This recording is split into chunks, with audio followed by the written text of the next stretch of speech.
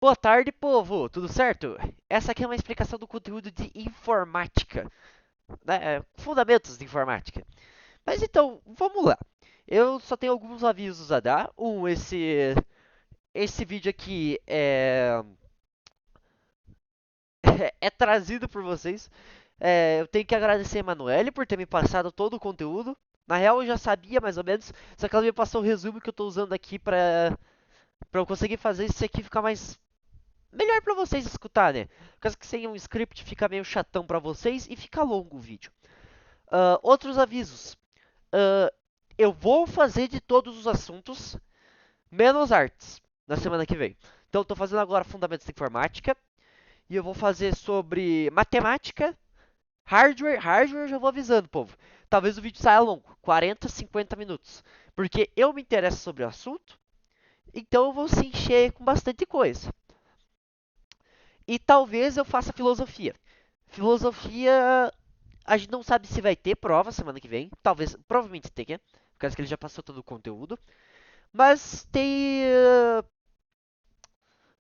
cola, não é cola, mas tem consulta. Mas vamos continuar, povo. Então, fundamentos de informática são apenas dois assuntos. Esses que são a história da informática e a internet. Dois conteúdos bem cheinhos, bem gordos, por isso que ela é bem chat... Isso aqui é bem chatinho. Então, quando a gente fala de, de história da informática, a gente tem que dividir ela em quatro gerações. Por causa que é assim que funcionou a computação. A primeira geração, ela foi feita com uma coisa horrorosa. Povo, é horroroso isso aqui. Tá vendo isso aqui? Que parece uma bobina. Isso se chama uma válvula, povo. Ó, vamos pegar essa imagem aqui que tá bem bonita. Uma válvula. A válvula, ela tinha ela era basicamente a primeira ideia de código binário. Se vocês não têm ideia do que é código binário seria uma combinação de 0 e 1s. Tipo, ó, 0, 1, 0, 1, 0, 1, 0, 0, 1. São 8 binários, 8 números, que vão formar uma caractere. Só que isso aqui a gente vai entrar mais em hardware. Hardware eu vou ter que explicar mais isso. Mas só para vocês terem uma ideia. As bobinas formam o código binário. E com o código binário elas conseguem finalmente fazer uma ação. Sem o código binário o computador não existe, povo. Elas tinham vários problemas, tipo mosquito entrar e queimar o fusível inteiro, ser extremamente quente, as válvulas e coisas do tipo. Só que elas eram o primeiro. O primeiro é sempre o piorzinho que a gente faz. São válvulas na primeira. E não existiram muitos computadores nessa época. Existiu um bem grande, que é o ENIAC. O ENIAC ele foi criado em 1946. Foi entre 1946 e 1959 que a primeira geração dos computadores surgiram, que ela ficou grande. Então, aqui o ENIAC ele é meio esquisito. O professor ele já mostrou um vídeo e ele é a sala inteira, por isso que é uma imagem meio esquisita de mostrar. Por causa que é uma sala inteira o ENIAC. Só que o ENIAC ele tinha várias programadoras, sim, na maioria do campo de informática eram programadores, não programadores, que nem atualmente é. Ah, então, com isso.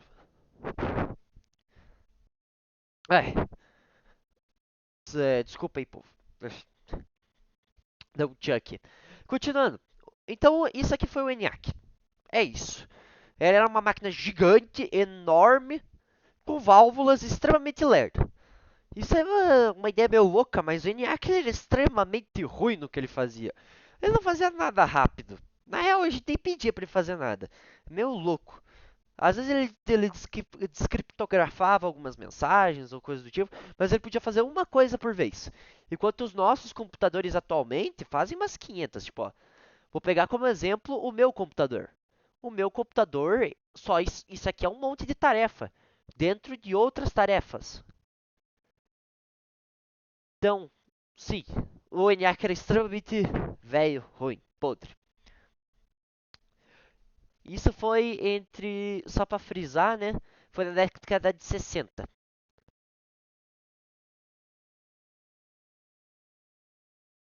Década de 60. Ok.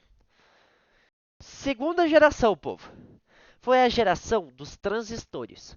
Transistores são usados ainda não muito em computadores, mas em outros ramos de outro tipo de computação existe. Eu acho que esses aqui são transistores mais novos. Então eles ainda são úteis em pequenas coisas, em computadores em si. Só que essa geração ela usou esses transistores que também eles faziam o código binário, só que bem mais eficiente do que o próprio, porque as válvulas. Ah, essa época ela foi marcada pelo IBM 7030, que é esse caixão aqui. Isso aqui é enorme, povo. Mas é muito menor do que uma sala inteira, que era o ENIAC. Então, olha como a evolução dos computadores é esquisita.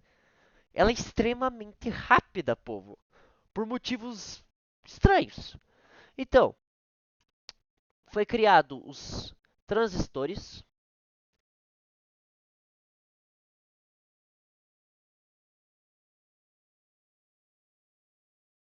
e o IBM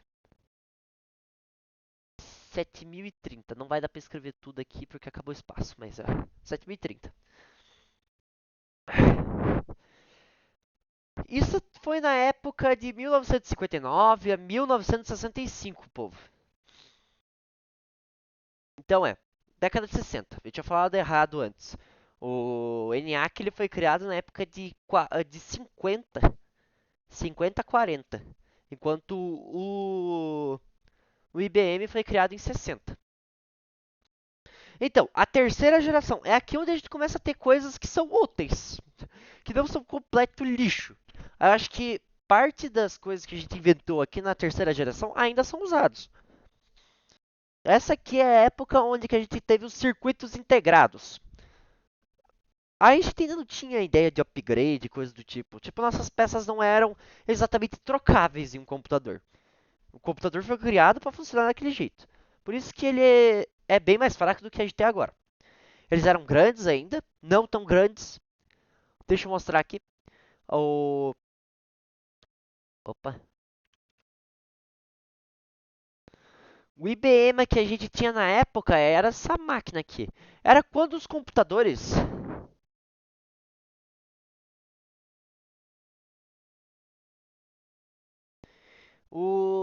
Esses computadores eles começaram a fazer mais de uma ação. Então, com essa criação disso aí, a gente conseguiu fazer coisa que presta. Que nem essa imagem que o professor Lucas deu. Não sei se vocês se lembram. Mas ó, a gente pegava os rolos, muito antes do disquete ser alguma coisa. A gente colocava os rolos, eles produziam o que a gente queria. Ainda era grande? Enorme. Só que era um sistema integrado. Um circuito integrado. Então, isso aí foi durante a época de. Aqui não está escrito. Deixa. Tá, eu não vou achar, povo. Mas circuitos integrados. No final da aula eu passo as datas, mesmo que acho.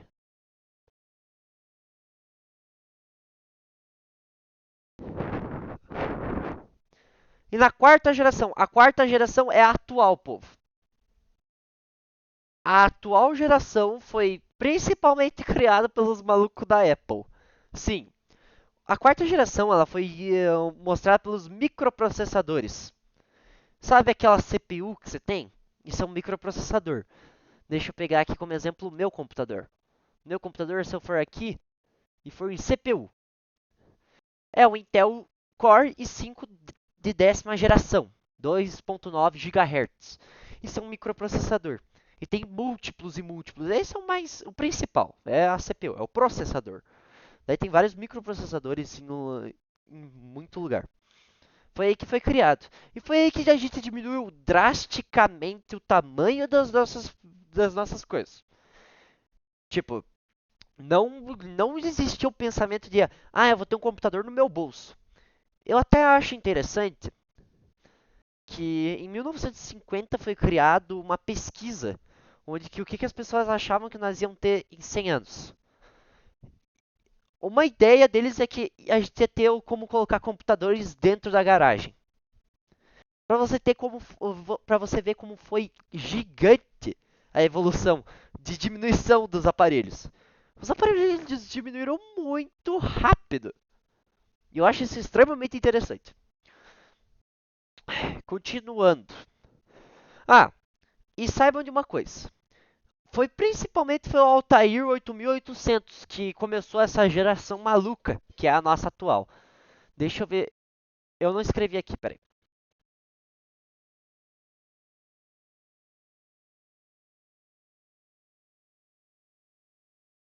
Ó, isso aqui foi o primeiro. É claro que hoje em dia nós mudamos. E depois do Altair aqui, Altair, foi o Apple One. O Apple One, que é essa desgraça aqui, essa coisa horrorosa. Mas ele funcionava, ele fazia tudo que a gente queria. Ele era muito bom. Ó, quem que foi a piazada que iniciou esse? Esse aí eu acho que é o mais fácil para vocês. Que foi a criação da Microsoft. Foi uma junção do Bill Gates, que eu acho que todos conhecem, e um tal de Paul Allen, que eu pessoalmente não conheço. Só que teve grande envolvimento também do Steve Jobs, que é o cara da Apple, que tá morto já.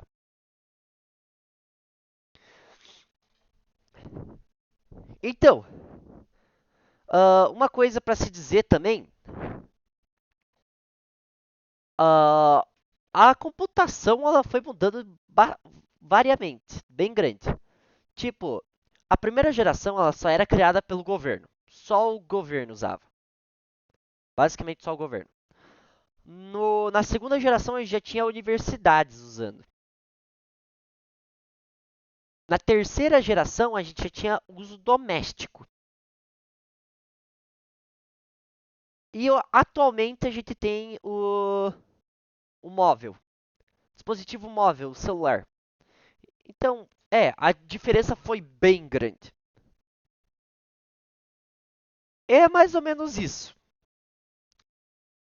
Foi mais ou menos na terceira geração onde que a gente conseguiu começar a escrever mais coisas num computador e ele produzia mais.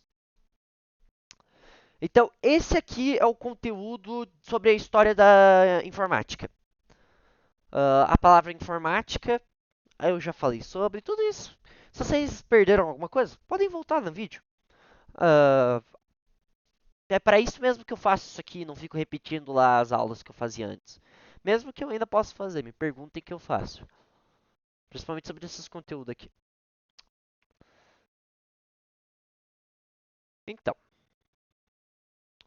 povo. Povão, povão, povão. Internet. A internet ela é um pouco esquisita. O que significa internet, para começar? Internet é rede internacional. Vem da palavra inter, que é meio autoexplicativo, que é internacional, ou international, já que é inglês. E net, net em inglês significa rede. Então seria uma rede internacional. A internet não é exatamente uma rede, mas eu vou entrar mais a fundo depois. Então, a gente vai falar um pouquinho sobre a história da internet, um pouquinho sobre como funciona a internet, sobre as siglas da internet e coisas do tipo. Então, a história da internet é bem lerda, cara. Vou ser 100% sincero com vocês. A gente pode falar que a internet, primeiro, foi criada nos Estados Unidos, dos EUA. E ela foi principalmente usada militarmente. Como tudo nessa vida que é tecnologia, foi criado militarmente. Foi para mandar códigos, sem precisar com que uma estação esteja inteira. A ideia era tipo, essa estação aqui pode ser bombardeada em, vamos dizer, Orlando. Mas a estação de Nova Jersey ainda vai conseguir mandar mensagens para uma estação que está, vamos dizer, em Washington. Talvez seja um pouco confuso para vocês, mas sim, a gente não precisa de uma torre para funcionar, que era uma coisa que precisava antigamente. Uma estação quebrada já era motivo bem grande de comunicação. Então, deixa eu olhar aqui no slide.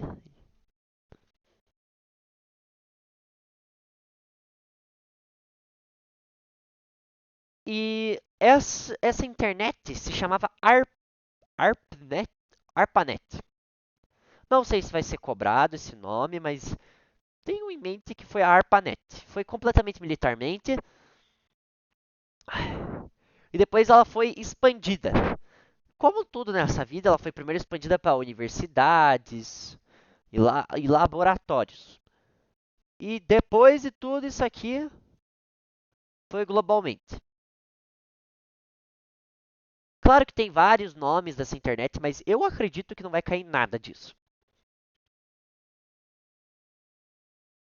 E foi nesse momento aqui que foi realmente criado a internet. Foi quando ficou globalmente que virou internet, por causa que, né, se é do globo, é internacional.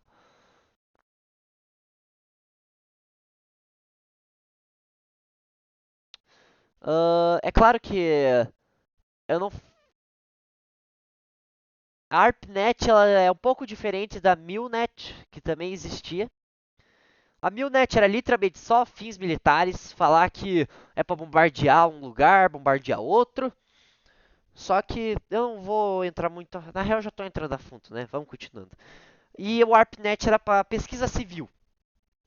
Não faço ideia o que isso significa. Ser 100% sincero com vocês.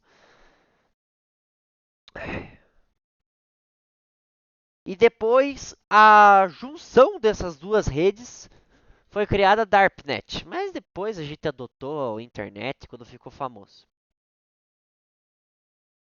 Eu acho que não vai precisar lembrar de nada disso, por causa que se eu falo isso agora, eu vou esquecer 2 segundos depois. Por isso até que eu fiz boa parte do plano já no primeiro momento que eu vi.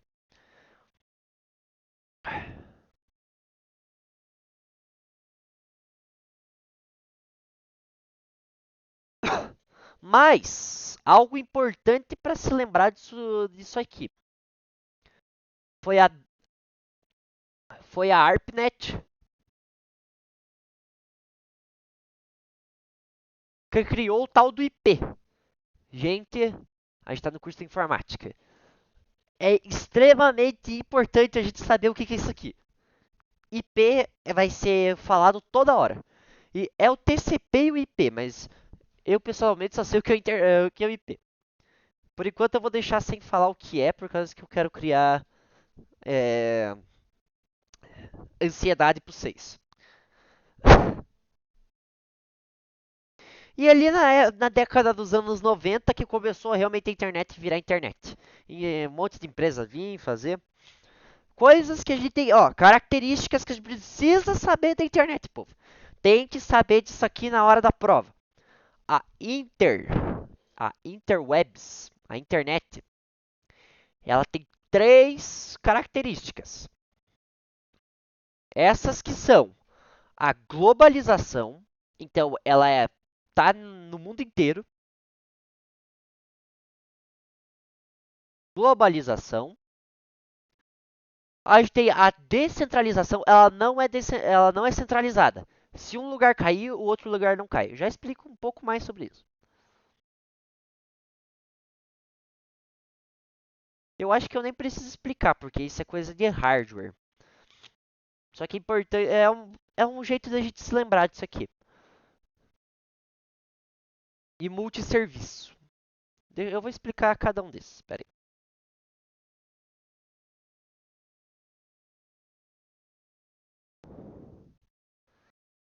Então, globalização. É meio autoexplicativo, mas a globalização significa que é para o mundo inteiro.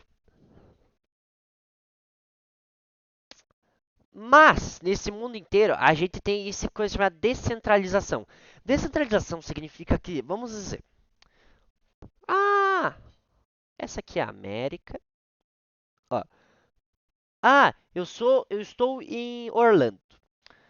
Ai, ai, ai, estou vivendo. Ai, a internet caiu. A internet caiu. Sabe o que vai acontecer? O backbone de Orlando caiu. O cara nem vai perceber. O que pode acontecer? A internet fica mais lerda. É isso. Por causa que um backbone, para a internet parar de funcionar, de verdade, a gente precisa que todos os backbones do mundo, o backbone seria o provedor de internet do país. Bem esquisito, mas é. Backbone. Se vocês gostam de saber o que é osso dianteiro. Seria alguma coisa assim. Osso das costas. Eu provavelmente posso ser açoifado por alguém que sabe mais do que eu. Mas isso basicamente explica por que é descentralizado. Se um lugar cair, a internet não vai sumir. A internet talvez fique mais lerda, mas não vai sumir. A internet tá aqui para ficar. E o multisserviço? O multisserviço é meio que autoexplicativo na palavra. Você pode fazer milhares de coisas na internet. Não consigo nem nomear. Você pode streamar, você pode fazer. Desculpa, perdão. Pode fazer e-mail, pode navegar na internet e tudo entre esses meios.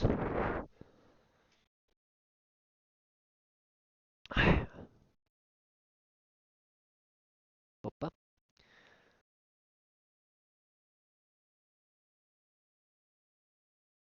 Agora, ninguém pergunta, mas eu vou responder. Como que a internet funciona, povo? Basicamente, a internet funciona na base do IP e o TCP. E, o IP TCP, ele é basicamente, o TCP, eu não acho que vai ser algo que vocês vão ter que saber. O IP, sim. O TCP é o Transmission Control Protocol. TCP e IP são basicamente a mesma coisa, por isso que a gente sempre usa IP. IP que precisa saber é Internet Protocol ou protocolo de internet. Todo computador, todo sistema tem um IP. Não é essa versão básica do IP. Eu já vou explicar um pouco mais sobre isso. Só que tem os provedores de internet que vão nos dar a rede, a nossa internet, a internet de casa, que é uma rede, é o ISP. Não precisa saber disso aqui, pois nem tem no texto aqui o que é. Daí esse pessoal, que nem a Vivo, a Oi, vão colocar um roteador. O roteador vai passar a internet, que vai passar um IP diferente para o pessoal. E os servidores são o servidor, piazada. Povo, gurizada. É um computador gigante. É um computador extremamente forte que armazena muita coisa. O e-mail, por exemplo, é o servidor da Google. O servidor da Google é tão grande que eles importam neve para esfriar o computador. Na real, isso é um servidor da China, mas o Google deve fazer coisas drásticas assim também. Tenham essa noção de quão grande um servidor é. Ele é poderoso. Ai, deixa eu continuar.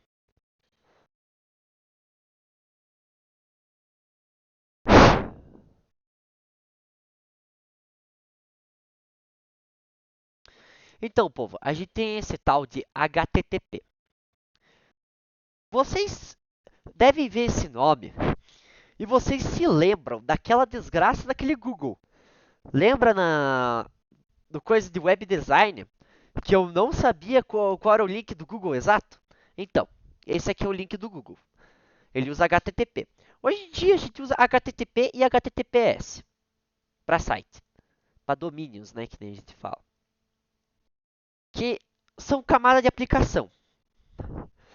O jeito mais fácil de dizer, um site usa isso aqui. Um site não funciona sem qualquer um desses dois. O HTTPS é mais seguro que o HTTP. É TT, não PP. Desculpa, povo. Aí tem a camada de transporte, onde que vai ser passado tudo nossa informação, que é o TCP, que é o que eu falei, que é o Transmission Control Protocol, que é protocolo de controle de transmissão. E o IP, que é o endereçamento e o roteamento. Então você tem o IP pela internet que você está, você vai ter um IP e o IP do seu dispositivo mesmo. E o coisa que é meio básico, que é Wi-Fi e Ethernet. A gente precisa dessa entrada física para conseguir entrar na internet. Ó, vocês talvez não saibam, mas Ethernet é o famoso cabo LAN, o cabo azulzinho que a gente conecta direto no dispositivo. Enquanto o Wi-Fi é autoexplicativo. E como eu falei antes, tem o backbone. Backbone são. Cada continente vai ter um backbone que vai passar fibra ótica, que passa por debaixo do mar. Sabe o que é backbone? Backbone seria cada coisa do continente que vai passar a internet para nós. O backbone ele pode quebrar, mas a internet vai continuar, por causa que ele só vai chegar em outro backbone daí. Vamos lá, vamos lá, vamos lá.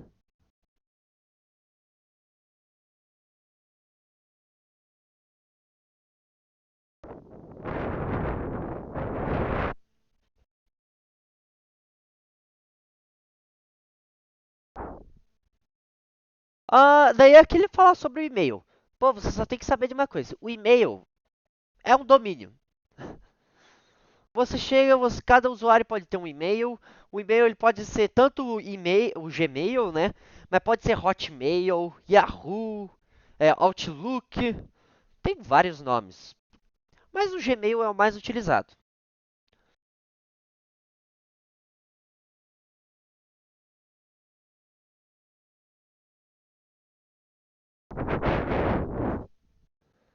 Ele fala aqui um pouco do www. Agora aqui, povo, aqui é, olha, para qualquer um que passou na internet, talvez vocês já tivessem ouvido.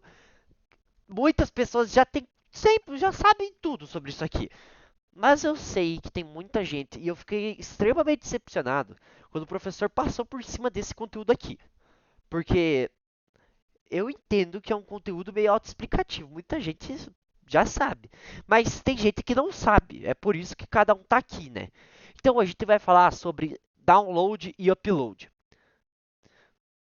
E eu vou fazer uma pequena analogia para ajudar vocês a entender. Então, povo, vamos primeiro é, esquartejar essas palavras aqui. Down significa baixo, para baixo, mais especificamente. E up significa para cima. Então, cima. Load significa carga. Carga ou peso. Então, vamos pensar aqui. Você tem um computador. É essa caixa aqui. Aqui em cima tem uma nuvem. Uma nuvem da internet. Quando você faz download, ó, baixo, você vai estar pegando conteúdo da internet e colocando no seu computador, baixando. Quando você baixa um arquivo da internet, você faz download. Então você pega tudo que está na nuvem, a internet, e você baixa esses arquivos.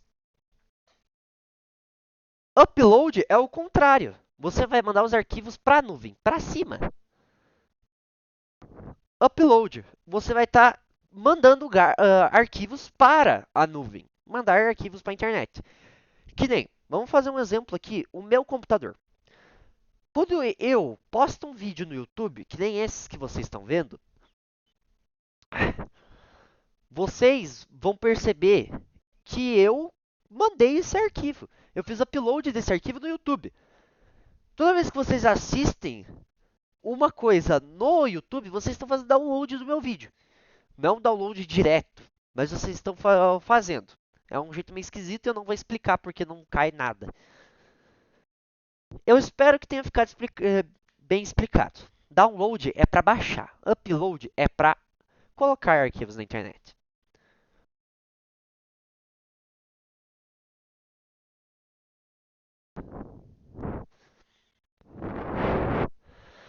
Eu vou falar agora de um site, por causa que eu também acho isso importante falar, por causa que é uma coisa muito importante a gente saber disso aqui. Chato, extremamente, eu acho que nada daqui é legal. Eu vou falar como funciona um site em si, ó. Vamos pegar, por exemplo, o HTTP do Google, o domínio do Google.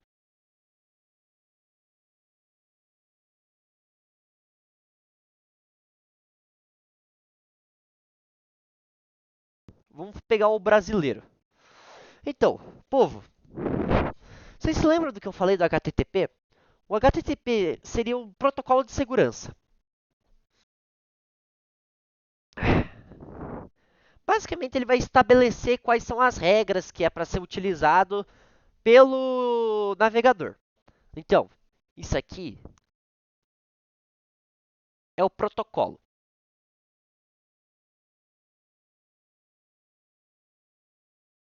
O www, ele não é, sabe que a gente não escreve mais.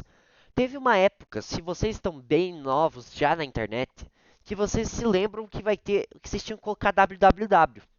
Hoje em dia não é mais algo feito. www significa World Wide Web, que significa é, web larga para o mundo. Sei lá, tem uma tradução melhor, mas essa é mais ou menos como é. Aqui então significa www. Eu vou colocar www, por causa que todo site vai precisar de um www. Então, é autoexplicativo. O Google, ele é o domínio. Todo site vai ter um nome que vai ser o domínio. O ponto .com, o ponto .com e o ponto .br são sufixos. Todo site, ele tem um sufixo. Então, como funciona? Ponto .com significa, tem vários, tipo, vamos ver, quando eu vejo ponto .edu, eu estou vendo um site sobre educação. Ponto .com, que é o mais comum, é ponto comercial. Então, qualquer coisa que você vende, você vai ter um site ponto .com. Ponto .mil é ponto militar. Então, ponto .uni vai ser universidade. No nosso caso, aqui tem dois, né? Que é o ponto .com, que é o ponto comercial, e ponto .br, que é o ponto Brasil. Todo site que é brasileiro pode colocar o BR, não é obrigado. Só se for um site do governo, daí é obrigado. Mas é isso. Não é muito complicado, mas é outra coisa que o professor passou por cima e eu acho muito importante explicar isso aqui.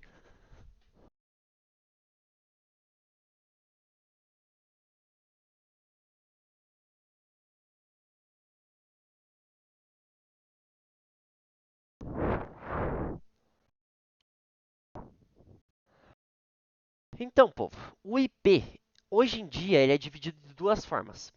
O IPv4 e o IPv6.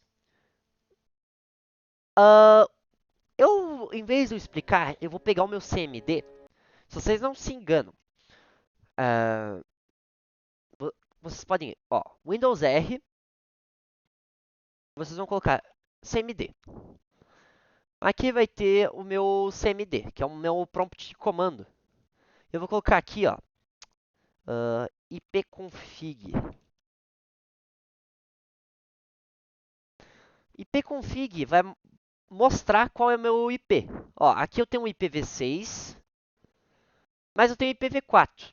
O meu principal IPv4 é um número aleatório que é indicado no pro meu computador. Todo aparelho eletrônico vai ter um IP diferente, povo. Talvez seja criado outros tipos de IP.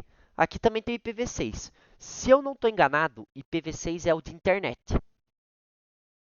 Então é.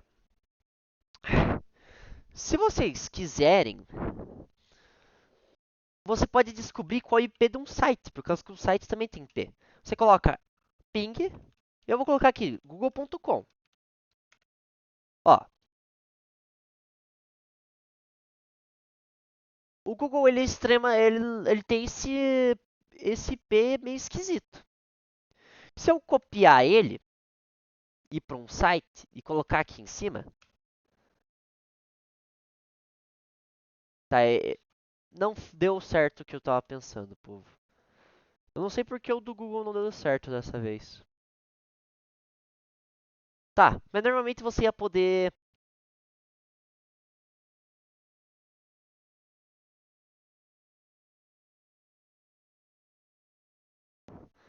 Normalmente você vai pro IP do site. Aqui não deu certo, mas normal é dar. Deixa eu testar outro site.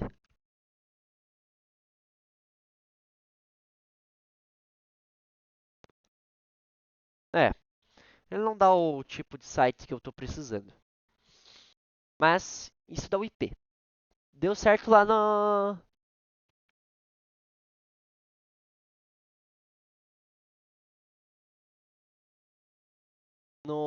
na escola. Tá, é chatinho isso aqui, mas eu tenho que falar. Povo, ai, sabe qual é o problema? Eu vou ser 100% sincero com vocês. Eu entendo tudo isso aqui. Só que eu acho muito ruim que vocês vão ter que entender todos esses códigos de uma só vez. É horrível isso. Eu demorei para entender. Eu não sabia o nome disso aqui inteiro, na maioria. Então, povo, DNS. A DNS é basicamente. Deixa eu ver exatamente, porque eu sei o que é. É o Domain Name System. Que basicamente ele vai pegar o nome disso aí e dá para e ele vai deixar legível para humano. Então, quando você tem lá google.com, esse é o nome legível para humano. Mas a DNS dele vai ser uma coisa diferente. A DNS é o IP do site, só que para um site. Então isso é a DNS. DNS, para dúvida de vocês, é Domain Name System. Então, sistema de. Como é que seria? Sistema de nominificação de domínio. Eu criei uma palavra ali no meio, mas sim, vocês colocam um nome nas coisas. Em domínios que a gente não conseguiria ler. Tipo, que nem o professor deu exemplo, tinha uma época onde que a gente tinha que colocar todas as letras do IP para entrar num site. Daí a gente criou a DNS. A DNS colocou nomes que são legíveis.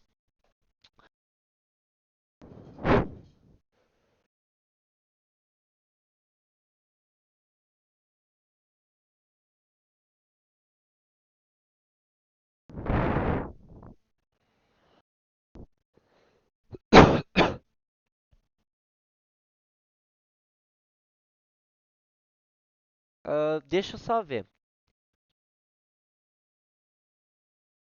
Então, povo, a gente vai ter que também saber. ah, Saibam algumas teclas, tipo Ctrl C, Ctrl V, Ctrl Z, Ctrl Y, Ctrl A e teclas assim. Mas é mais ou menos isso. Esse é o fim do conteúdo, eu acho, povo. Eu li tanto aqui no resumo da Emanuele quanto nos textos aqui do professor. E eu acho que eu não tenho mais o que dizer. Ah, eu, eu peço obrigado a todos que ficaram até aqui. Eu sei que é um conteúdo complicado, eu não queria deixar muito longo, mas ficou. Então, valeu pessoal, até um outro dia.